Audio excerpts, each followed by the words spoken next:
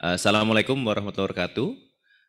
Perkenalkan, nama saya Adrian Gunadi sebagai Ketua Umum Asosiasi Fintech Pendanaan Bersama Indonesia atau AFPI, sekaligus juga sebagai co-founder dan CEO dari Investri.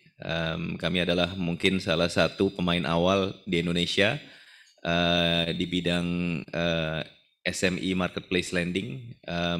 Namun demikian kita juga udah branch out di Filipina dan Thailand.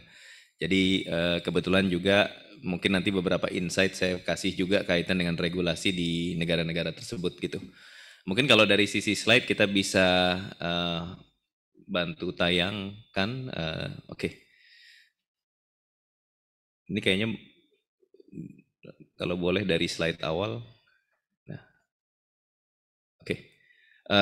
Mungkin sesuai dengan topiknya adalah bagaimana kita melihat perkembangan industri peer-to-peer lending atau fintech lending atau marketplace lending ini dengan adanya aturan OJK yang baru yaitu POJK 10, sebagaimana tadi sudah dipaparkan secara detail oleh Pak Tommy. Mungkin kami dari sisi asosiasi kan memberikan tambahan juga kaitan dengan konteks ini. Next slide. Next. Oke, mungkin sedikit terkait dengan latar belakang AFPI. Jadi persis kami adalah asosiasi yang memang terdiri dari para penyelenggara fintech peer-to-peer lending. Kami berdiri di 2018, jadi kurang lebih beberapa tahun setelah industri ini mulai exist di Indonesia, yaitu mungkin 2015 rata-rata perusahaan fintech lending ini hadir di Indonesia. 2015, beroperasi 2016, kemudian keluarlah POJK 77 di bulan Desember 2016, dan disitulah sebenarnya mulai beroperasi industri ini. Pada saat awal industri itu mungkin jumlah pemainnya nggak lebih dari 20 ya. Dan memang kita melihat dalam mungkin 2016 sampai dengan 2018 itu berkembang cukup banyak. Jadi dari 20 mungkin kemudian berkembang menjadi kurang lebih sekitar 90 penyelenggara yang beroperasi di Indonesia. Sehingga di 2018 itu sebenarnya salah satu inisiatif dari para penyelenggara adalah perlunya sebuah asosiasi yang tentunya menaungi para penyelenggara, namun demikian juga bertindak sebagai partner dengan stakeholders terkait, khususnya OJK. Karena tentu tadi yang disampaikan oleh Pak Tommy, para penyelenggara ini bisnis modelnya sangat beragam, sehingga bagaimana kita bisa menerapkan code of conduct di antara para anggota, bagaimana kita bisa mungkin lebih meningkatkan level playing field bagi para penyelenggara, tapi at the same time bagaimana kita memberikan suatu bentuk consumer protection yang lebih baik ya. Karena nature bisnisnya berbeda-beda antara platform yang satu dengan yang lain. Sehingga itulah latar belakang dibentuknya asosiasi. Jadi 2018 kita bentuk, 2019 asosiasi ini ditunjuk sebagai asosiasi resmi yang memang menaungi fintech peer-to-peer lending di bawah IKNB. Jadi memang kita berada di bawah non-bank ya, yang memang ini menjadi salah satu boleh dibilang langkah yang dilakukan regulator bagaimana asosiasi ini juga melakukan yang kita sebut sebagai market conduct ya. Dan tentunya disinilah kita mulai bergerak. Jadi kalau dilihat 2019 itu total jumlah penyelenggara itu bahkan mencapai 164 gitu. Jadi dari 90 meningkat jadi 164. 2020 kemudian semakin berkembang dari sisi organisasi kita bentuk, kita perkuat, juga kita bentuk yang namanya komite etik. Nah kebetulan salah satu anggota komite etik juga hadir di meja ini, yaitu Pak Abi sebagai anggota komite etik dari AFPI ini ya. Karena memang pada prinsipnya setelah asosiasi ini dibentuk, kami men-set up code of conduct itu nomor 1 sebagai salah satu langkah yang kita lakukan untuk bagaimana kita bisa menerapkan market conduct para penyelenggara gitu ya, sehingga ini menjadi salah satu bentuk dari bagaimana asosiasi ini menerapkan business practices yang align dengan code of conduct tersebut. Dan lebih-lebih karena memang industri ini bergerak sedemikian cepat dan evolusinya sedemikian cepat.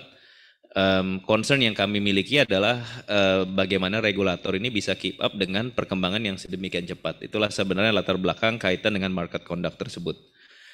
Kemudian 2021 kita melihat memang beberapa anggota dari AFPI ini karena perusahaannya rata-rata adalah perusahaan startup gitu ya, dan saat itu di OJK sendiri masih memiliki dua level, yaitu terdaftar dan berizin. Dimulailah kita lihat adanya beberapa konsolidasi, jadi beberapa yang memang tidak mungkin belum memenuhi syarat berizin itu tentunya harus mengembalikan tanda terdaftar gitu ya, sehingga 2023 boleh dibilang saat ini kita berada pada titik di mana at least stage awal konsolidasi itu ada di angka sekitar 102 penyelenggara yang memang semuanya sekarang sudah berizin. Jadi periode 2019 sampai 2022 mungkin itu sebelumnya masih ada dua jenis izin, yaitu terdaftar dan juga berizin.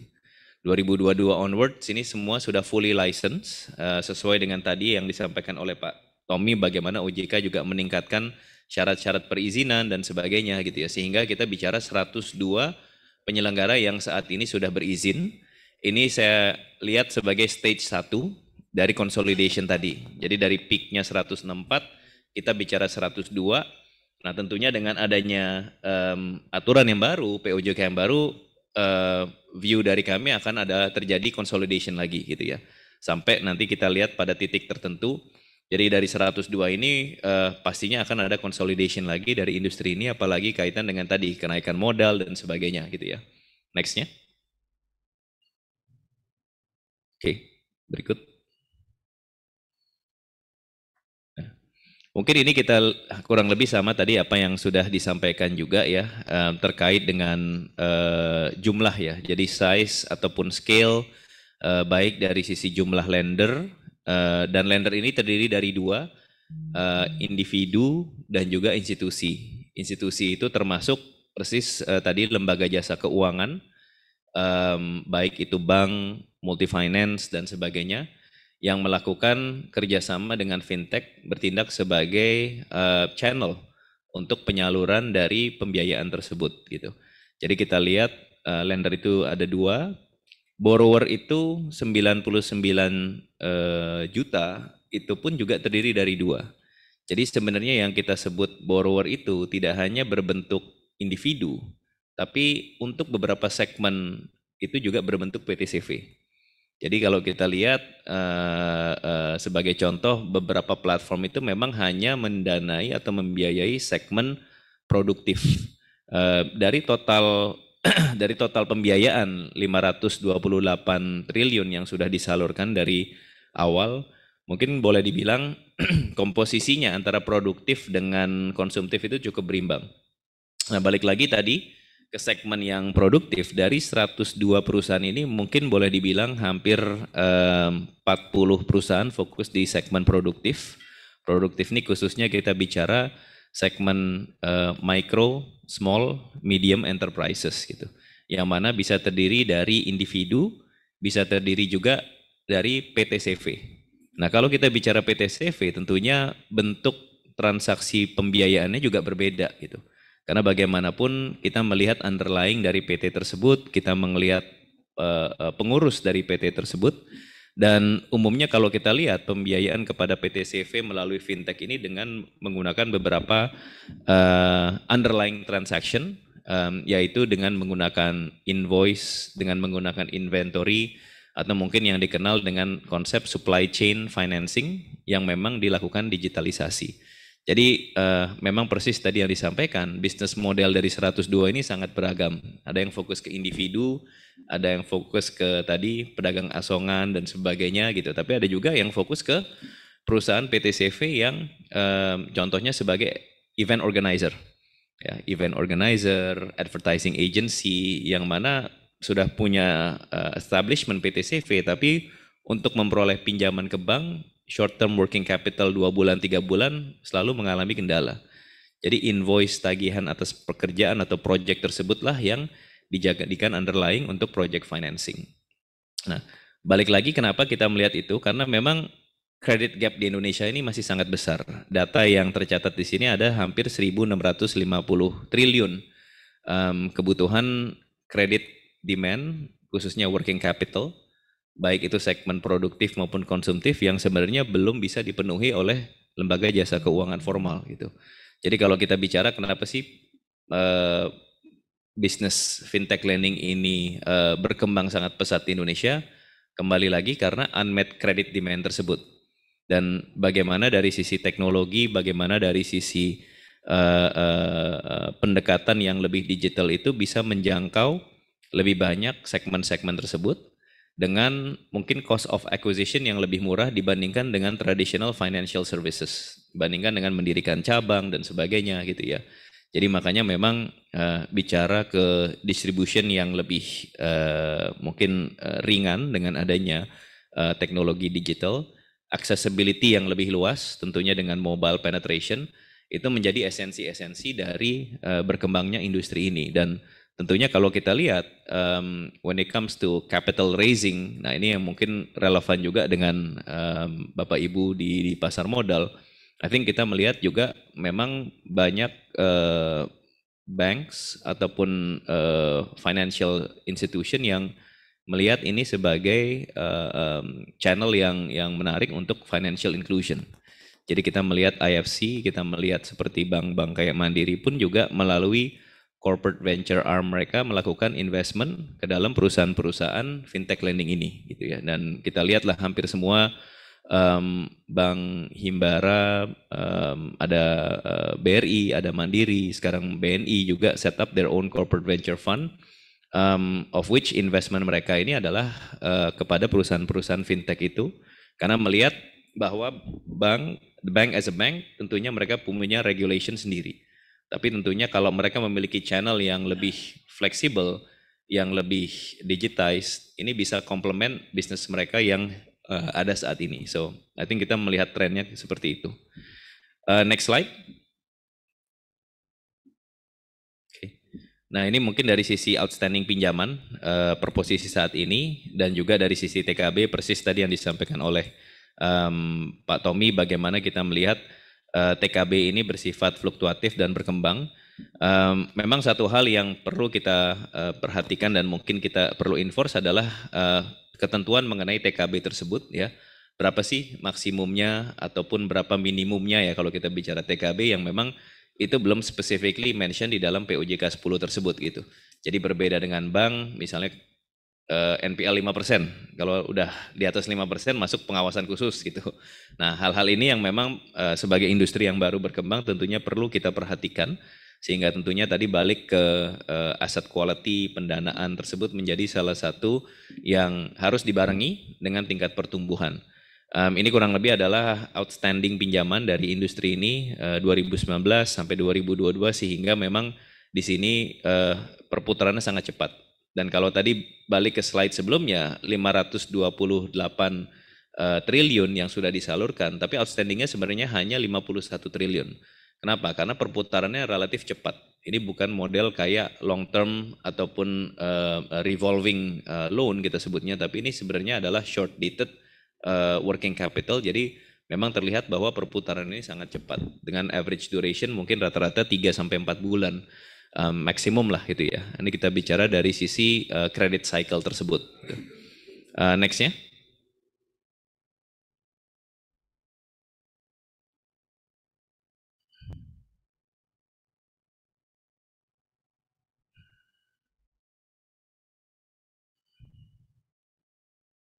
Mungkin boleh slide berikutnya.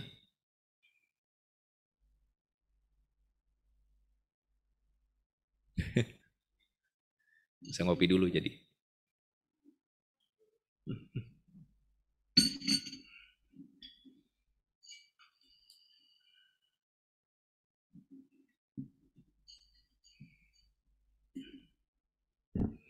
Oke. Nah ini mungkin kalau kita lihat data pencairan, jadi tadi dari sisi outstanding, dari sisi pencairan juga terus tumbuh. Balik lagi ya, karena memang unmet credit demand itu yang kita lihat menjadi salah satu trigger dan juga accessibility yang memang cukup luas dan adoption mungkin yang berkembang sedemikian cepat. Jadi adopsi teknologinya itu juga menjadi salah satu faktor. Kalau dilihat pun juga demografinya mungkin cukup unik ya. Siapa sih penggunanya? Tadi mungkin sudah disampaikan. Hampir 70% itu berusia di bawah 30 tahun. Itu mungkin demografinya. Kalau kita bicara dari sisi borrower individu, kalau kita bicara dari borrower yang berbentuk PTCV, mungkin perusahaan yang dengan usia 3 sampai dengan 5 tahun. Itu rata-rata adalah profil demografi dari borrowernya.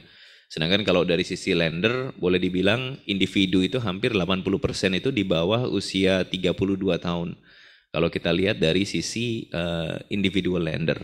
Jadi ini mungkin beberapa faktor juga tambahan sebagai data statistik untuk bagaimana kita melihat kenapa adopsinya sedemikian cepat dalam beberapa tahun terakhir ini. Next. Nah, mungkin satu hal lagi ya, kami dari asosiasi selain daripada tadi fungsi dan tugas asosiasi adalah menjadi asosiasi yang menaungi para penyelenggara, di mana di situ concern kami adalah kaitan dengan code of conduct para member, kemudian policy advocacy. Ada satu hal yang kita bangun juga dari sisi asosiasi, yaitu yang kita sebut sebagai fintech data center. Jadi tadi balik apa yang disampaikan oleh Pak Tommy, bahwa pada saat awal mendirikan industri ini kita tidak memiliki akses ke Slick. Sedangkan tentunya kita sebagai penyelenggara perlu dapat gambaran kredit profile dari si calon borrower tersebut. Nah, akhirnya dari situ 2019-2020 kita mulai membangun our own data repository kaitan dengan status ataupun kondisi collectibility dari para borrower, baik itu yang ada sudah menjadi peminjam di fintech lending maupun yang baru akan. Jadi sebenarnya kita membangun, mungkin boleh dibilang mini credit scoring antar asosiasi gitu ya. Ini juga menjadi satu hal yang kita gunakan untuk bagaimana kita bisa monitoring secara real time, baik itu dari data collectibility borrower maupun juga dari seberapa leverage borrower tersebut gitu. Jadi kita bisa melihat kadang ada satu borrower itu ternyata punya pinjaman di 10 platform. Yang mana tentunya ini harus dipertanyakan dan tentunya ke depannya apakah kita akan cap. Jadi satu borrower itu maksimum hanya 3 pinjaman di platform tersebut. Nah, ini adalah data yang kita miliki. Jadi dari sini ada total 44 juta unique borrower, 1 sampai 1,2 juta pengecekan KTP per hari, dan juga 30 sampai 40 juta pelaporan per hari. Yang mana ini adalah transaksi within 102 penyelenggara fintech itu sendiri gitu. Jadi memang data-data ini cukup boleh dibilang real time dan juga cukup valuable untuk membantu bagaimana kita pun sebagai penyelenggara memitigasi risiko-risiko dari over leverage tersebut, ataupun bagaimana kita bisa memotret kondisi dari borrower-borrower tersebut. Nextnya. Oke. Nah, mungkin kaitan dengan tadi yang disampaikan khusus kaitan dengan regulasi berikutnya. Nah, jadi beberapa hal yang tentunya menjadi perhatian dan tentunya ini menjadi going forward ya, bagaimana kita mengambil strategi atau mengambil langkah dari anggota AFPI. Tentunya satu, kita apresiasi dengan adanya aturan POJK ini yang baru, karena bagaimanapun mungkin POJK 77 saat itu kita semua masih sebagai infant industry atau kita sebut sebagai startup. 6 tahun I think it's good untuk kita bisa melihat terjadinya mungkin stability dari industri, dan tadi saya bilang ini adalah konsolidasi tahap pertama dari 164 turun menjadi 102, adanya konsolidasi. Yang pertama tentunya adalah penguatan dari beberapa regulasi-regulasi sebelumnya. Yang pertama adalah kenaikan modal, karena bagaimanapun kita melihat bahwa memang going concern ataupun path to profitability atau sustainability itu menjadi suatu hal yang sangat penting di dalam semua industri, lebih-lebih industri jasa keuangan. Jadi tadi beberapa perusahaan fintech itu memang bermula sebagai sebuah perusahaan startup gitu, perusahaan startup yang mungkin 3 sampai 5 orang di awal atau bahkan 10 orang, tapi tentunya sebuah perusahaan startup harus berkembang. Dan access to capital itu tentunya menjadi salah satu yang menjadi penting. Nah, selama ini access to capital itu dari mana? Access capital itu adalah dari venture capital. Satu, baik dari dalam negeri maupun dari luar negeri. Yang kedua adalah juga kita bicara financial institution ya sebagai source of capital, baik juga dari dalam negeri maupun dari luar negeri. Dan rata-rata sekarang banyak financial institution, terutama kayak global itu juga punya investment arm yang khusus invest di perusahaan fintech. Contoh kayak IFC, mereka punya corporate venture arm sendiri yang memang invest di dalam perusahaan fintech yang memang tujuannya adalah bagaimana mengeluarkan inovasi baru kaitan dengan access to finance. Nah, jadi itu menjadi satu hal, sehingga tentunya pemenuhan permodalan itu menjadi salah satu fokus yang harus dicapai oleh perusahaan fintech tersebut, either lewat external fundraising ataupun internal fundraising dari existing shareholder. Kemudian kalau kita bicara tadi super lender, jadi sebenarnya definisi pembatasan super lender itu ada ketentuan maksimum gitu ya, pembatasan maksimum 25% sebenarnya untuk yang non LJK. Dan untuk yang LJK itu 75%. Ini kayaknya slide-nya agak salah nih tulisannya. Jadi sebenarnya 25% adalah maksimum untuk yang non LJK dan 75% adalah LJK. Benar kan Pak Tommy kan? Nah. Jadi sebenarnya tujuannya apa? Sebenarnya kita juga menyambut baik karena bagaimanapun kita percaya bahwa fintech lending ini harus berkolaborasi dengan existing ecosystem, yaitu dengan lembaga jasa keuangan gitu. Kita melihat banyak kolaborasi yang dilakukan antara BPR, BPD, kemudian dengan perbankan juga gitu ya. Nah, ini menjadi poin-poin yang terus kita bangun kolaborasi antara fintech dengan lembaga jasa keuangan, karena dari apa yang kita amati banyak segmen-segmen yang saat ini belum bisa dilayani oleh perbankan tersebut. Tapi fintech lending memiliki approach berbeda dan bisa melakukan pendekatan credit scoring dengan menggunakan data-data berbeda, sehingga ini menjadi complementary terhadap segmen yang ingin dilayani perbankan gitu ya. Dan itu kenapa rata-rata hampir semua bank ini sekarang kita melihat melakukan channeling dengan fintech gitu, untuk menyasar segmen-segmen yang selama ini mungkin satu terlalu mahal buat mereka acquire. Tadi balik lagi ya ke pedagang asongan tadi, mungkin untuk sebuah bank menganalisa 5 juta atau kebutuhan 3 juta terlalu costly dengan cabang dan sebagainya. Akhirnya apa yang dilakukan? Melakukan channeling dengan fintech. Jadi bank memberikan yang namanya risk acceptance criteria. Oke, saya mau profil pedagang UMKM omsetnya 30 juta per bulan misalnya. Kemudian profile borrowernya usianya maksimum 25 tahun, wanita, maksimum credit limit segini, 3 juta misalnya. Ya udah, informasi atau risk acceptance kriteria itu masuk ke sistem. Begitu ada borrower yang memenuhi kriteria, borrower tersebut akan dibiayai oleh bank tersebut secara API. Jadi ini yang kita lihat bahwa API connection atau teknologi itu bagaimana membuat proses pendanaannya lebih seamless. Di bank pun juga akhirnya biaya akuisisinya jauh lebih murah. Tidak perlu satu orang RM untuk menganalisa kebutuhan pendanaan 5 juta. Nah, ini yang kita lihat bagaimana ekosistem ini akan lebih berkembang lagi ke depannya dan tentunya aturannya lebih clear di sini ya.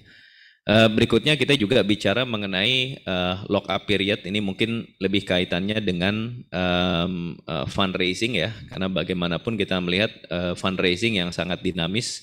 Di sini ada ketentuan mengenai lock up period dan itu pun juga menjadi salah satu hal yang kita juga terus diskusi dengan OJK bagaimana kita bisa mencari mungkin medium ground ya atau middle ground kaitan dengan lock up period ini.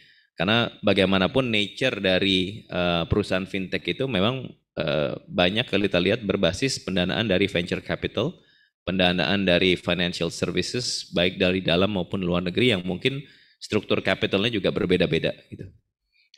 Kemudian ini juga poin berikutnya yang sebelumnya adalah diaturnya mengenai perubahan ultimate shareholder. Jadi Memang kalau kita lihat structure yang digunakan untuk beberapa perusahaan fintech lending adalah adanya antara holding company dengan operating company. Jadi perubahan pemegang saham di holding company itu juga di dalam aturan yang baru harus mendapat persetujuan dari OJK. Nah ini yang satu hal yang juga terus kita diskusi untuk membuat proses ini juga streamline ya, karena bagaimanapun kebutuhan fundraising, kebutuhan untuk memperkuat permodalan itu menjadi salah satu faktor utama dari perjalanan sebuah startup gitu. Next slide. Nah, mungkin ini yang kita lihat sebagai langkah-langkah kedepannya ya, dengan adanya aturan POJK yang baru, dengan adanya tren yang baru gitu ya, kaitan dengan perkembangan pertumbuhan industri ini kedepannya seperti apa sih gitu ya. Yang pasti kita akan melihat semakin gencarnya kerjasama dengan ekosistem, khususnya ekosistem perbankan. Jadi persis tadi ya, kita bicara mengenai ekosistem perbankan, tapi sebenarnya juga banyak fintech ini juga kerjasama dengan asuransi. Tadi juga kaitannya dengan perusahaan, dengan credit insurance ya, menjadi salah satu mitigasi risiko untuk credit insurance tersebut ya. Jadi itu sebenarnya menjadi salah satu bentuk kerjasama dari ekosistem tersebut. Yang kedua kita melihat konsolidasi. Jadi kedepannya memang kita melihat akan ada konsolidasi lagi. Satu dengan ketentuan modal tersebut yang meningkat, kita melihat adanya konsolidasi dari beberapa teman-teman dari fintech ini, ataupun juga beberapa melihat opportunity untuk mungkin having multiple licenses.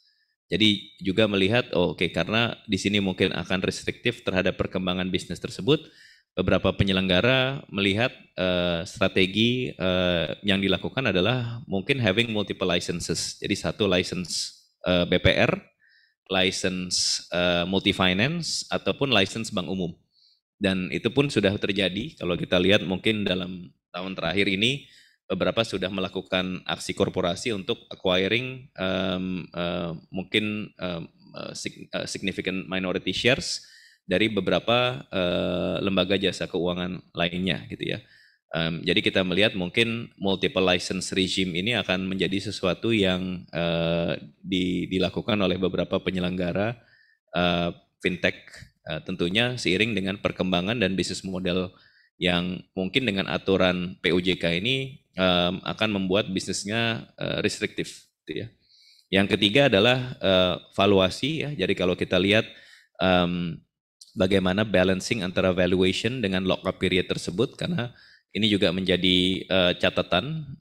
As I said, banyak di antara penyelenggara fintech ini yang di-invest oleh venture capital company, yang mana rata-rata mungkin kita sebut venture capital itu punya namanya fund life. Ya, fund life-nya mungkin 3-5 tahun. Nah, bagaimana dia bisa exit ataupun dia bisa melakukan subsequent round fundraising kalau ada lock-up tersebut, itu mungkin harus diantisipasi. Kemudian ya tadi aksi korporasi, ini yang kita lihat adanya kebutuhan untuk kenaikan modal, memang harus kreatif dalam mencari bagaimana bisa tetap melakukan pemenuhan ketentuan modal, tapi at the same time bagaimana addressing yang lock up period tersebut itu menjadi salah satu key challenges bagi penyelenggara di industri, dan tentunya bagaimana menavigasi hal-hal tersebut gitu ya. Jadi ini mungkin kita lihat sebagai kedepannya ya industri ini, dan tentu bagaimana menavigasi terhadap certain set of regulation. Ya pastinya regulasi is there, tapi tentunya navigating through the regulation itu menjadi salah satu key ingredients ya untuk tentunya pertumbuhan dan perkembangan industri ini kedepannya gitu. Next ya. Oke. Mungkin itu slide terakhir sebagai gambaran. Jadi tadi poinnya adalah mungkin memberikan gambaran terkait dengan dinamika dari para penyelenggara fintech peer-to-peer lending tadi. Yang kedua adalah kaitan dengan adanya regulasi. Tentunya kita melihat adanya beberapa perubahan Satu dari sisi capital, kedua dari sisi governance yang tentunya harus lebih kuat lagi. Ketiga, tapi yang positifnya adalah kolaborasi dengan beberapa ekosistem. Terakhir poinnya adalah kedepannya gitu ya. Jadi kita melihat adanya beberapa langkah-langkah strategis yang akan dilakukan oleh beberapa penyelenggara fintech. Mungkin salah satu poinnya adalah multiple licenses itu. Ini menjadi salah satu angle atau strategi yang akan diambil. Tapi tentu kita sebagai penyelenggara dan sebagai pelaku fintech yang memang di dalam DNA kita is innovation and agility, tentunya bagaimana kita bisa navigating through the new regulation itu menjadi salah satu kunci. Mungkin itu saja dari saya. Terima kasih. Wassalamualaikum warahmatullahi wabarakatuh.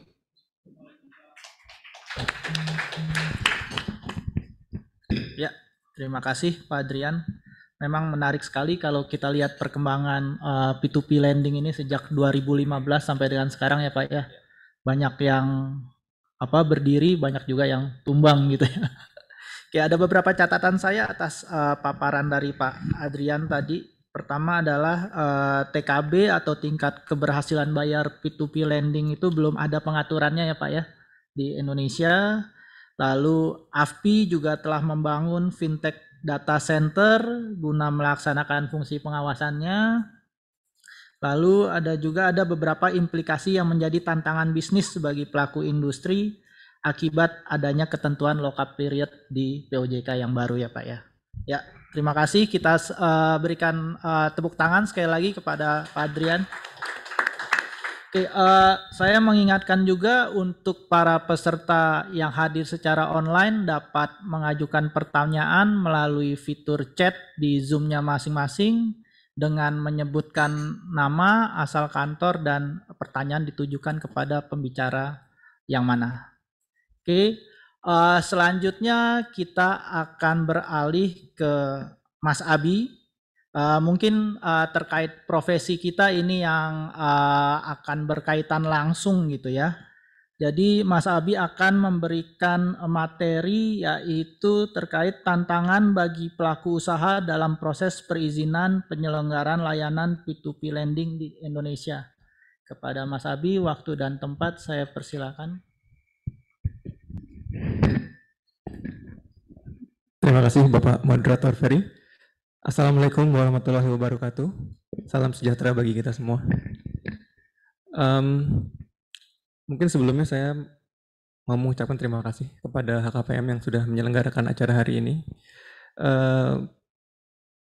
Sebenarnya mungkin belum banyak yang terlalu familiar ya kalau peer-to-peer lending itu term formalnya adalah layanan pendanaan bersama berbasis teknologi atau LPBBTI. Tapi terms ini agak suka sukar disebutkan Pak ya. Jadi ujung-ujungnya akhirnya yang paling sering digunakan itu adalah kata peer-to-peer lending.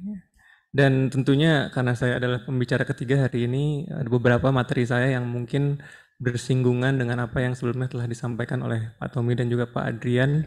Dan saya akan coba kemas apabila memang serupa untuk bisa dilihat dari perspektif dan angle yang lain.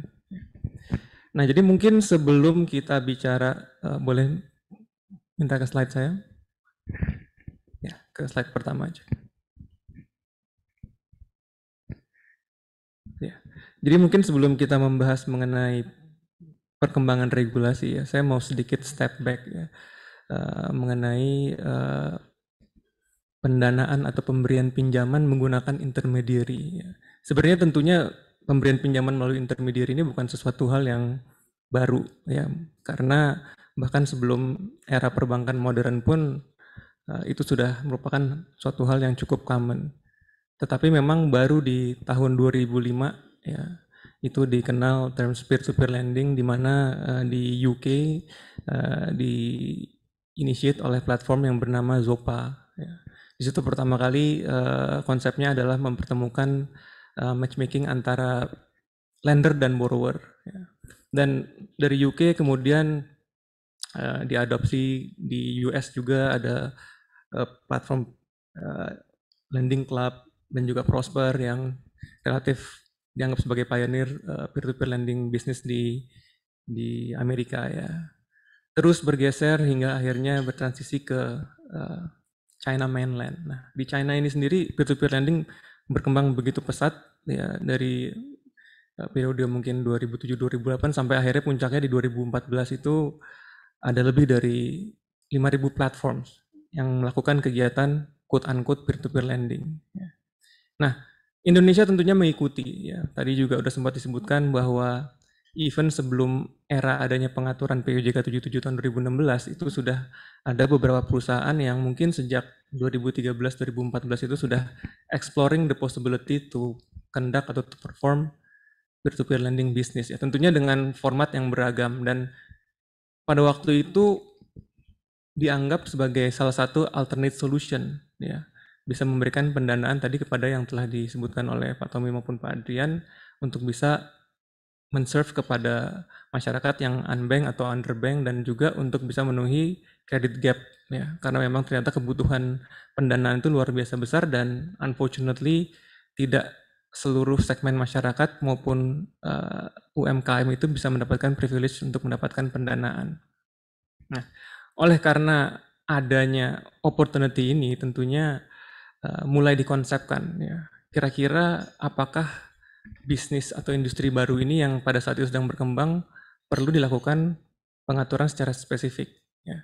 Tapi pada periode yang sama juga di China tadi yang saya sempat ceritakan bahwa marketnya berkembang begitu pesat, mulai ditemukan banyak flaws, ya, di mana banyak sekali perusahaan-perusahaan peer-to-peer lending yang pada waktu itu unregulated, ya, karena di encourage agar industrinya berdiri, ternyata mereka itu tidak lebih dari perusahaan-perusahaan yang banyak melakukan penipuan atau juga mengadopsi Ponzi scheme, ya. Nah, sehingga setelah 2014 itu di China baru dikeluarkan peraturan yang menyebabkan akhirnya banyak perusahaan-perusahaan peer-to-peer lending yang harus bertransformasi atau berkonsolidasi bahkan tutup karena mereka memang tidak mampu untuk memenuhi ketentuan yang berlaku di negaranya. Nah, Indonesia itu mengadopsi approach yang berbeda, ya. Jadi instead of membiarkan industri berkembang sebelum adanya peraturan, ya, OJK pada waktu itu akhirnya memilih untuk mengeluarkan POJK 77 tahun 2016 di bulan Desember. Jadi itu memang salah satu tujuannya adalah untuk mengakomodate. Karena apa? Karena OJK melihat adanya opportunity, ya, untuk kegiatan bisnis peer-to-peer lending ini bisa berkembang untuk bisa tentunya mempercepat akselerasi inklusi keuangan, ya. Dan dengan dikeluarkannya POJK 77 itu bisa dibilang juga merupakan salah satu regulasi yang cukup breakthrough, ya. Kenapa breakthrough? Karena di POJK 77 itu mengenal two-step licensing regime, ya. Two-step meaning sebelum dikeluarkannya izin itu ada approach pendaftaran, ya. Jadi ini agak berbeda dengan pengaturan jasa-jasa keuangan konvensional lainnya yang mungkin kita pelajari sebelumnya, bahwa sebelum kita bisa melakukan kegiatan itu kita perlu untuk mendapatkan izin terlebih dahulu. Nah, karena di POJK 77 itu memperbolehkan, ya, perusahaan yang akan melakukan kegiatan peer-to-peer lending ini dipersilahkan untuk mendaftar, tentunya juga dengan certain requirements yang harus dipenuhi untuk kemudian diakses oleh OJK selama kurang lebih 1 tahun sebelum perusahaan tersebut bisa untuk mendapatkan izin. Kenapa ini perlu dilakukan? Karena kalau misalnya OJK harus mengeluarkan peraturan yang terlalu stiff, ya, artinya mempersyaratkan adanya izin terlebih dahulu, ya mungkin industri ini akan missing momentum, ya, karena pada waktu itu appetite dari masyarakat dan juga opportunity yang ada terlihat luar biasa besar. Nah, tentunya konsep ini walaupun baru tapi kurang lebih sebenarnya mungkin agak serupa dengan konsep regulatory sandbox, ya, di mana player itu diperbolehkan untuk melakukan kegiatan bisnis sambil at the same time juga diawasi oleh regulator untuk bisa mengidentifikasi kira-kira nih apakah bisnis yang dilakukan ini memiliki exposure tertentu, apakah berisiko, apakah perlu untuk dilakukan pengaturan secara spesifik, atau memang bisa dimitigasi dengan cara-cara tertentu. Nah, proses selama 5 tahun itu yang dilakukan OJK untuk mempelajari, karena tadi juga mungkin sudah disebutkan this is an infant industry, ya, jadi belum ada padanannya. Kira-kira pengaturan yang paling tepat itu seperti apa sih, ya. OJK juga along the way setelah mengeluarkan POJK 77 itu mengeluarkan juga beberapa soft regulations ya, ada yang bentuknya checklist, mungkin ada juga guidelines, juga tadi juga berkoordinasi dan kerjasama dengan asosiasi untuk bisa membantu mengawasi market conduct dengan tujuan tadi untuk bisa terus memperbaiki ekosistem dan juga perkembangan industri peer-to-peer lending. Sehingga pada waktu kemudian POJK 10 dikeluarkan, itu sebenarnya sesuatu hal yang sudah diantisipasi. Ya. OJK menganggap bahwa masa 6 tahun itu sudah memberikan suatu pembelajaran kepada market ya, karena itu mengcapture juga perkembangan industri dan juga pertumbuhan pengguna yang pesat ya. Dan keluarnya POJK 10 ini juga sebenarnya menunjukkan bahwa industri peer-to-peer lending ini naik kelas ya, karena sebelumnya ini masih belum jelas apakah ini sebenarnya masuk ke dalam konteks jasa keuangan atau sesuatu yang hanya perlu diawasi ya. Tapi akhirnya POJK 10 ini kalau kita melihat pasal-pasal yang ada di dalam POJK 10, banyak sekali pengaturannya itu udah replicating ketentuan-ketentuan yang juga serupa dengan pengaturan yang ada di jasa-jasa keuangan lainnya seperti multi finance, manajemen investasi atau bahkan insurance ya. Jadi sudah sedemikian rupa. Tentunya kita tidak lupa untuk mengingat bahwa di tahun 2022 itu juga 2023 itu juga keluar undang-undang P2SK ya, pengembangan dan penguatan sistem keuangan. Nah, ini juga salah satu payung hukum yang memberikan legitimasi dan kekuatan hukum kepada industri jasa keuangan, terutama berkaitan dengan industri jasa keuangan yang terkait dengan informasi teknologi. Sebelumnya Undang-Undang OJK belum mengatur mengenai hal ini. Bahkan mungkin pada waktu Undang-Undang OJK itu dibuat belum terbayang bahwa at some point of time akan ada inovasi-inovasi baru di bidang jasa keuangan yang memerlukan pengaturan lebih rigid dari OJK. Ya. Tentunya nanti HKPM sepertinya akan memberikan seminar yang lebih detail mengenai Undang-Undang P2SK ini. Oke, next slide. Ya, ini mungkin hanya a list of regulations ya, mungkin buat reference kepada teman-teman semua untuk bisa nanti mempelajari kira-kira peraturan-peraturan yang terkait dengan kegiatan bisnis peer-to-peer lending itu apa aja. Next. Satu lagi boleh? Ya. Nah, sekarang kita mulai masuk ke beberapa key provisions yang merupakan bagian dari POJK 10. Tentunya di sesi ini saya diminta untuk bisa memaparkan tentang tantangan-tantangan apa sih yang ada terkait dengan dikeluarkannya POJK 10 ini. Nah, salah satu yang tentunya menarik untuk dibahas itu adalah tentang rezim perizinan. Tadi mungkin saya sudah sempat menjelaskan sedikit bahwa di POJK 77, POJK yang lama itu ada 2-tier steps ya, in terms of perizinan. Di POJK 10 itu proses pendaftarannya sudah tidak ada lagi. Kenapa? Karena dianggap industrinya sudah cukup mature sehingga sudah tidak perlu lagi ada konteks regulatory sandbox yang memberikan kesempatan kepada OJK untuk mengawasi lagi. Sekarang ini straightforward sudah proses perizinan. Tapi memang pada saat ini itu perizinan baru itu sedang dalam konteks moratorium. Ya, tadi mungkin Pak Adrian juga sudah sempat menjelaskan bahwa at some point of time there were more than 160 ya, peer-to-peer lending yang terdaftar. Saat ini yang berizin itu 102. Artinya apa? Ada 60 lebih perusahaan peer-to-peer lending yang pernah beroperasi ternyata tidak bisa sampai ke stage memiliki izin. For so many reasons. Ya mungkin ada yang commercial considerations, ada yang memang mungkin secara teknologi tidak mumpuni, ada yang kehabisan pendanaan, and more gitu ya. Dan tentunya sekarang kalau kita berbicara mengenai perizinan baru, OJK mau memastikan bahwa whoever is going to submit an application itu adalah pihak yang benar-benar memiliki kemampuan baik dari sisi finansial maupun teknologi untuk bisa menjalankan kegiatan bisnis ini. Ingat, dengan 102 player yang sekarang sudah beroperasi, ternyata untuk ada player baru untuk masuk tentunya tidak akan mudah, sehingga perlu ada pembeda dari player baru yang nanti akan masuk. Ekspektasi dari OJK juga untuk memastikan calon penyelenggara peer-to-peer lending yang mengajukan aplikasi baru itu diharapkan dapat menunjukkan kesiapan dan operasional pada saat proses perizinan.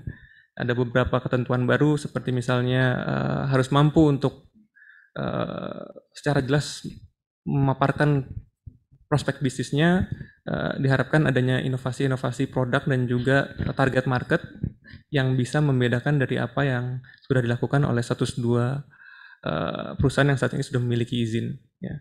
Nah, mungkin sebagai informasi saja, izin terakhir yang dikeluarkan OJK itu adalah tahun 2021. Jadi sejak rezim POJK 10 ini belum ada izin baru yang dikeluarkan oleh OJK. Oke. Kemudian isu berikutnya yang tadi juga mungkin sudah sempat beberapa kali disinggung ya mengenai lock-up period itu juga terasosiasi dengan izin. Karena lock-up period ini berlaku bukan hanya untuk perusahaan yang baru mendapatkan izin dalam POJK 10, tapi juga berlaku kepada perusahaan-perusahaan yang telah mendapatkan izin pada rezim POJK 77. Ya. Nah, dari 102 perusahaan yang sudah memiliki izin, kalau tidak salah itu sebagian besar itu mendapatkan izinnya itu di tahun 2021. Ya. Ada sebagian kecil yang mungkin mendapatkan di tahun 2019 atau di early 2020, artinya mereka mungkin sudah melewati periode 3 tahun, jadi sudah tidak memiliki permasalahan. Tapi most of the players itu sekarang masih bound dengan lock-up period restrictions. Nah ini yang mungkin menjadi sedikit concern ya, karena tadi Pak Adrian juga sempat menjelaskan bahwa sebagian besar dari perusahaan-perusahaan ini relying heavily on financing rounds, dan dengan adanya limitasi untuk bisa menambah kepemilikan pemegang saham baru ya, dan untuk adanya lockup ini menyebabkan pilihan pendanaannya jadi terbatas dan jadinya tidak memberikan the same level of playing fields. Mungkin beberapa platforms yang sudah mendapatkan pendanaan sebelum peraturan ini berlaku, mereka saat ini masih dalam kondisi relatif aman gitu ya, karena pendanaannya mungkin masih akan cukup sampai waktu lockup periodnya mereka selesai. Tapi untuk beberapa dari mereka itu yang saat ini heavily bergantung pada financing round, mereka juga mungkin sudah mesti berpikir situasi apa yang harus mereka lakukan. Kenapa? Karena sebenarnya kalau kita berbicara mengenai proses pendanaan itu, kita tidak hanya berbicara perusahaan yang sedang dalam kondisi distress ya, tapi juga ada perusahaan-perusahaan yang sebenarnya dalam kondisi sedang performing well itu juga membutuhkan pendanaan karena mereka perlu untuk maintaining the momentum, mereka perlu berekspansi dan mereka perlu untuk memastikan bahwa mereka bisa untuk terus sustain menjalankan kegiatan bisnisnya dan juga mungkin mengembangkan ya, ekosistem bisnis peer-to-peer lendingnya. Nah ini sesuatu yang mungkin perlu untuk dipikirkan ke depannya, kira-kira approach apa sih sebenarnya yang paling tepat ya. Kalau kita berbicara mengenai konteks perubahan kepemilikan ya, tadi juga mungkin Pak Adrian sempat mention structure yang paling common itu diimplement adalah di mana OPCO itu perusahaan yang memiliki peer-to-peer license ya, dimiliki oleh holdco yang bisa berlokasi onshore ya di Indonesia atau berlokasi offshore. Nah, sekarang batasan perubahan kepemilikan itu 2 layer menyebabkan setiap rencana perubahan kepemilikan baik di level operating co maupun level holdco itu tidak bisa dilakukan ya.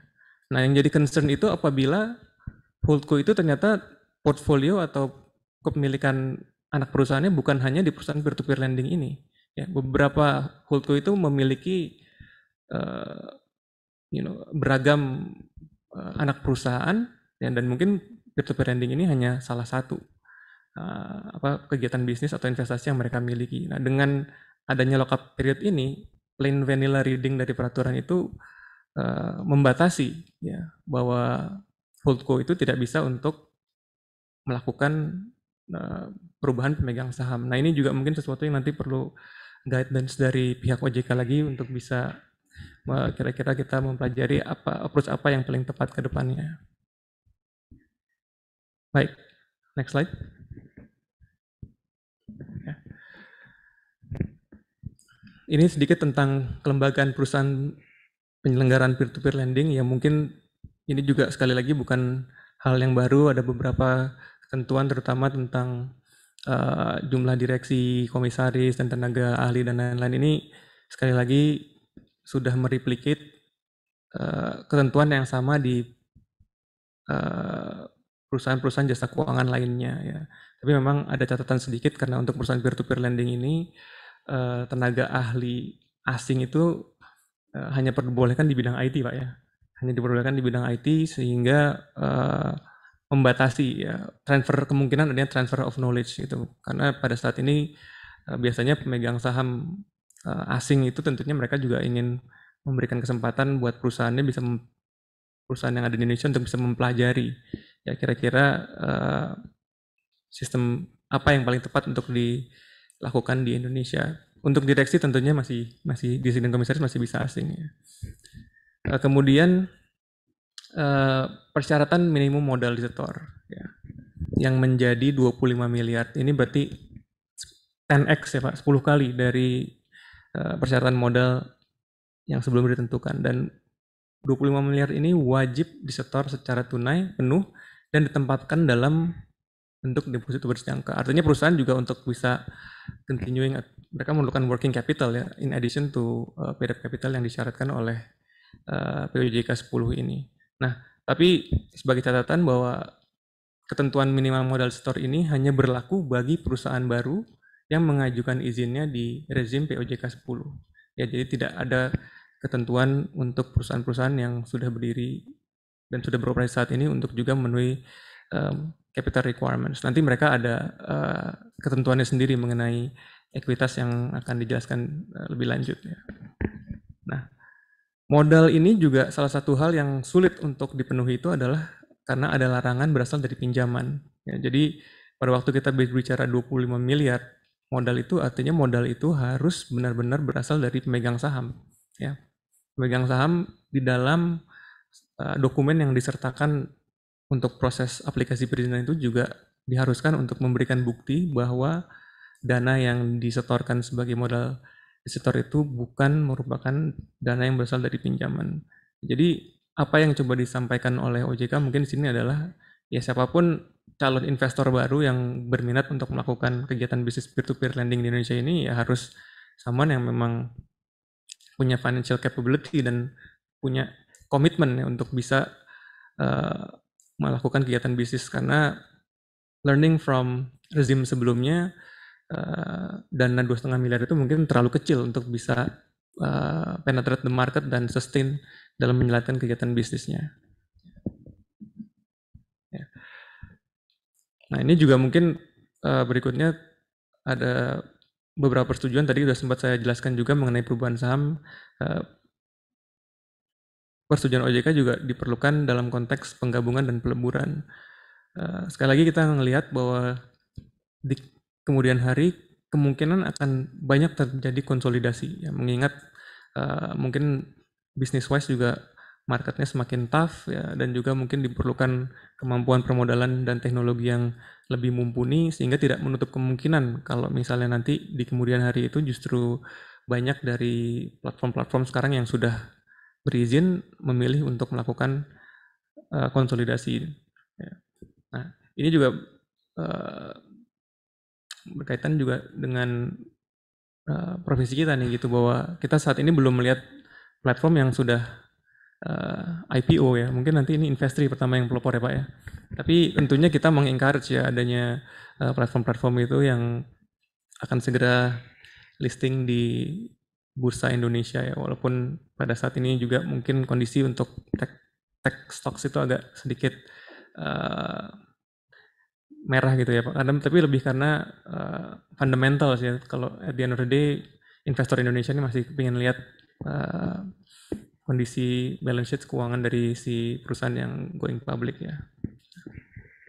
Kemudian ya fit and proper sekali lagi ini juga serupa dengan yang sebelumnya, serupa dengan jasa-jasa keuangan lainnya karena diperlukan orang-orang yang memiliki kemampuan khusus untuk bisa menjalankan kegiatan bisnis dari perusahaan peer-to-peer lending, karena perusahaan jasa keuangan itu essentially selalu dikonsider sebagai highly regulated business. Jadi tentunya bukan hal yang aneh apabila sekarang peraturan-peraturan yang baru ini sudah mereplikate ketentuan-ketentuan yang sama yang juga diatur oleh OJK untuk perusahaan-perusahaan jasa keuangan lainnya. Kemudian ada yang diintroduce di POJK 10 ini adalah kewajiban menunjuk pemegang saham pengendali. Nah, ini juga bisa menjadi tantangan terutama untuk perusahaan-perusahaan yang sudah mengalami beberapa series financing round di mana terdapat kemungkinan bahwa pemegang sahamnya itu tidak ada lagi yang majority gitu ya. Nanti kita siapa nih menentukan ultimate shareholders-nya. Tapi ujung-ujungnya teori pemegang saham pengendali itu juga hampir sama di semuanya ya. Selama bisa dibuktikan bahwa memang ada elemen pengendalian atas kepemilikan sahamnya, mereka si pemegang saham tersebut bisa masuk ke ranah pemegang saham pengendali. Oke. Izin minum dulu ya.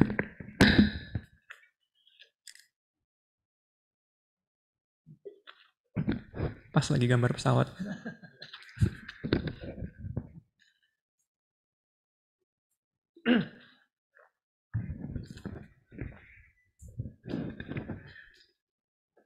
Next slide boleh?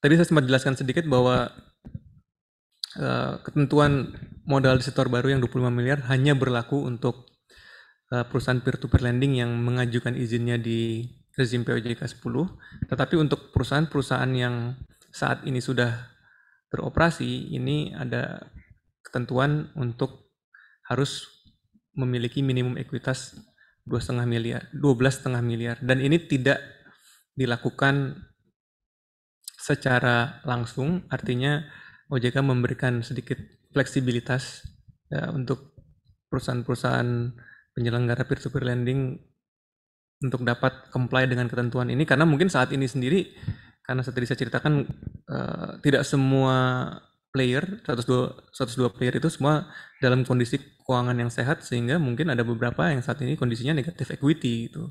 Dan batas deadline pertama 4 Juli 2023 itu para penyelenggara diwajibkan untuk bisa memastikan bahwa mereka memiliki ekuitas paling tidak 2,5 miliar, which is sebenarnya ini angka yang di saat sekarang bisa dianggap relatif kecil ya. Dan ultimately nanti di 4 Juli 2025 ya, jadi 3 tahun setelah dikeluarkannya POJK 10 ini baru threshold 12,5 miliar itu harus dipenuhi. Nah, tapi tantangannya tadi mungkin saya sudah sempat menjelaskan ya. Jadi untuk bisa memenuhi ekuitas ini harus benar-benar dari pendanaan internal pemegang saham, karena kalau kita berbicara dalam konteks lock-up period agak susah untuk perusahaan bisa melakukan raising fund. Dan yang berikutnya, penyelenggara peer-to-peer juga memiliki batasan atau larangan untuk bisa mendapatkan pinjaman ya. Jadi ekuitas itu benar-benar harus di-maintain berdasarkan kemampuan finansial dari pemegang saham. Next.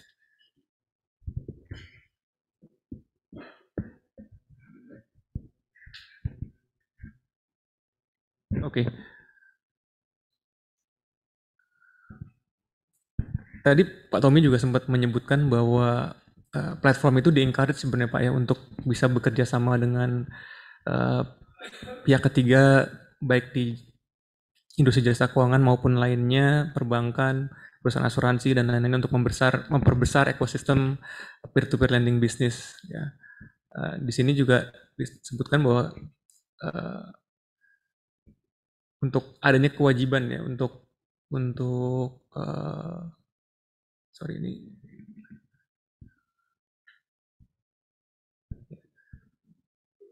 Nah, adanya kewajiban untuk menyusun rencana bisnis ya, yang harus mengelaborate mengenai rencana kerjasama. Nah, ini mungkin in certain cases menjadi suatu hambatan buat penyelenggara peer-to-peer lending karena agak sedikit bertentangan dengan konsep agility atau adaptif ya. Yang namanya produk baru, kerjasama dan lain-lain mungkin bisa terjadi dikonsepkan at any time. Tapi di PJK 10 ini again similar dengan beberapa jasa keuangan lainnya itu mensyaratkan perusahaan peer-to-peer lending untuk mencapai rencana bisnis setiap tahunnya, termasuk juga untuk menjelaskan mengenai rencana adanya kerjasama dengan pihak ketiga. Nah ini in some cases mungkin apabila memang seperti ini bisa agak menghambat inovasi-inovasi dan rencana-rencana kolaborasi penyelenggara peer-to-peer lending dengan pihak ketiga lainnya, Pak.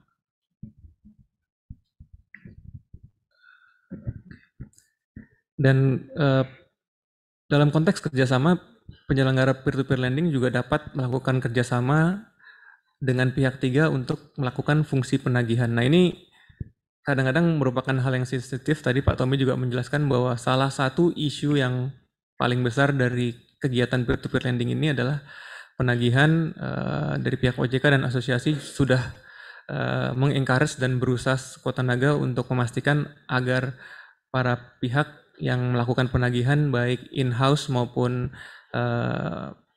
lembaga yang tersertifikasi untuk melakukan penagihan itu melakukan kegiatan penagihannya sesuai dengan rambu-rambu yang telah ditentukan. Tapi memang dalam prakteknya tetap terjadi ya penagihan-penagihan yang tidak sesuai dengan etika sehingga menyebabkan kerusuhan dan juga mungkin menyebabkan adanya berita-berita yang tidak baik berkaitan dengan industri peer-to-peer lending. Kemudian di dalam PJK 10 ini juga ada larangan ya mengenai pendanaan otomatis. Ini automation features ini sebenarnya bisa dibilang salah satu feature yang menarik, paling menarik untuk perusahaan peer-to-peer lending karena ada beberapa lender yang mungkin istilahnya hanya mau menempatkan dana tanpa mereka perlu untuk memikirkan secara mendetail di mana dana ini akan ditempatkan oleh platform selama penempatan itu sesuai dengan risk kriteria yang telah mereka tentukan. Jadi mereka biasanya bisa memilih profil-profil tertentu, apakah mereka profil investasinya konservatif atau agresif, atau mereka mau memberikan pinjamannya kepada jenis-jenis kegiatan usaha tertentu, atau mereka hanya memberikan usahanya kepada pihak-pihak yang tidak pernah mendapatkan pinjaman sebelumnya dan lain-lain. Nah ini konsep automation ini juga sepengetahuan saya sedang diformulasikan lagi dengan OJK kira-kira approach apa yang paling tepat dan bisa diimplementasikan dan bisa menguntungkan juga buat pengguna dan juga untuk platform. Yeah. Next. Oke. Okay. Nah ini berkaitan dengan batas maksimum pendanaan kepada penerima dana. Jadi PJK 10 masih mengatur threshold yang sama seperti PJK 77, di mana batasan maksimum pemberian pendanaan itu adalah 2 miliar. Ya. Ini juga mungkin sesuatu angka yang bisa dilihat dari dua sisi yang berbeda. Kalau kita lihat dari sisi pinjaman multiguna 2 miliar itu angka yang luar biasa besar. Ya. Tapi kalau kita berbicara lihat dari angle tipe produktif, ya 2 miliar ini mungkin size yang istilahnya tidak terlalu besar. Ada kesempatan buat perusahaan peer-to-peer lending membiayai kegiatan atau pinjaman-pinjaman produktif dengan nilai lebih dari 2 miliar. Nah, karena belum adanya pembedaan ini yang menyebabkan 2 miliar masih dianggap sebagai angka yang relatif besar. Kemudian ada juga batas maksimum pendanaan oleh pemberi dana. Ya, tadi ini juga mungkin sudah dijelaskan mengenai konsep super lender. Jadi dulu mungkin di awal berdirinya industri ini agak susah untuk bisa otomatis melakukan peer-to-peer structure ya, karena perlu jump start lah istilahnya untuk supaya industrinya bergulir terlebih dahulu, sehingga kemudian keluarlah konsep super lender di mana ada pemberi pinjaman yang mungkin pada saat itu bisa saja terafiliasi atau terasosiasi dengan si platform yang menjadi pemberi pinjaman ya, untuk bisa memastikan bahwa apabila ada calon borrower yang bermaksud untuk mendapatkan pendanaan sudah siap super lender yang dengan dana yang bisa disburse. Tapi ini kalau kita baca di background dari dikeluarkan POJK 10, tujuannya juga sebenarnya sekarang pembatasan ini adalah untuk demokratisasi Pak ya. Jadi memberikan kesempatan lebih justru kepada masyarakat dan mengembalikan peer-to-peer lending ini ke kitanya, karena sebenarnya kan konsepnya ini selalu adalah ya from peer to peer gitu ya. Jadi kalau misalnya lebih didominasi oleh super lender, justru itu sebenarnya jadinya kurang tepat gitu. Jadi memang di PJK 10 ini akhirnya dikeluarkan ketentuan-ketentuan mengenai perlunya adanya penyesuaian ya. Jadi kalau dulu mungkin bisa ada platform yang benar-benar relying hanya pada satu atau dua super lender. Nah sekarang setelah ada PJK 10 ini, mereka diwajibkan untuk merestructure dan juga untuk bisa menambah list of lendernya mereka dan tidak bergantung hanya satu atau segelintir super lender saja. Nah ini juga tadi disebutkan bahwa ada exception untuk pemberian dana yang disalurkan oleh lembaga jasa keuangan konvensional ya, seperti perbankan atau multi finance, yaitu sekitar 75%. Tapi at the same time juga harus diingat bahwa selain batasan yang diatur dalam POJK, perusahaan-perusahaan jasa keuangan tersebut juga subject to their own regulations. Jadi ada BMPK maupun ada BMPP yang perusahaan-perusahaan ini juga harus taati gitu. Next. Oke, ini juga berkaitan dengan rezim perlindungan data pribadi. Sudah dijelaskan juga oleh Pak Tommy tadi bahwa data processing itu sesuatu yang sangat sensitif. Mungkin juga teman-teman termasuk saya pernah jadi korban dari SMS-SMS atau WhatsApp-WhatsApp yang menawarkan produk-produk investasi, atau bahkan lebih dari itu tiba-tiba ditelepon karena dibilang sebagai salah satu kontak dari penerima pinjaman gitu. Nah ini kan kita selalu khawatir data-data kita ini sebenarnya proses perlindungannya seperti apa sih gitu. Nah di dalam POJK 10 itu tentunya juga bersama dengan POJK 6 tentang perlindungan konsumen sudah mengatur lebih dalam ya mengenai bagaimana penyelenggara P2P itu harus memastikan bahwa adanya konsen yang diperoleh oleh platform sebelum mereka bisa mengapproach si calon pengguna ya. Nah, tapi in addition to ketentuan yang diatur dalam POJK, tentunya kita juga semua belum lama ini melihat bahwa Undang-Undang Data Protection ya tahun 27 tahun 2022 telah dikeluarkan, dan ini juga menjadi peraturan complementing yang harus ditaati oleh perusahaan-perusahaan penyelenggara peer-to-peer lending ya. Jadi ada ketentuan-ketentuan yang diatur secara spesifik dalam peraturan OJK, tapi juga ada ketentuan yang bersifat umum yang diatur dalam UU PDP yang harus diterapkan juga oleh perusahaan peer-to-peer lending. Next. Oke. Ini surat edaran terbaru yang dikeluarkan oleh OJK tanggal 7 Februari ya. Sebenarnya ini lebih semacam reminder Pak ya. Reminder mengenai milestone yang akan jatuh tempo pada 4 Juli 2023. Jadi mungkin ini juga berguna buat teman-teman konsultan hukum nih, apabila ada kliennya yang peer-to-peer lending bisa dikasih reminder agar mereka comply dengan ketentuan-ketentuan yang menurut POJK 10 itu harus sudah dilaksanakan pada tanggal 4 Juli 2023. Next.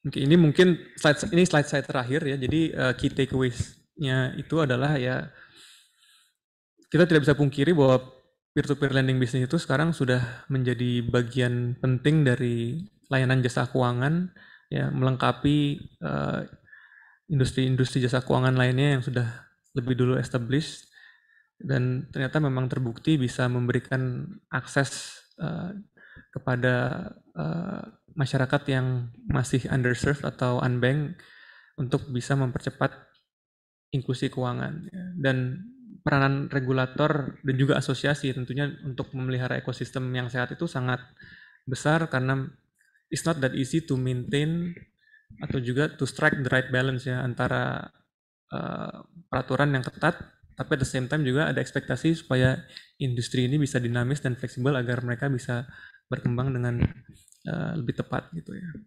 Nah, pada saat ini industri peer-to-peer lending itu dianggap sudah lebih mature, jadi banyak peraturan-peraturan yang menerapkan konsep good governance yang juga diterapkan pada perusahaan-perusahaan jasa keuangan lainnya.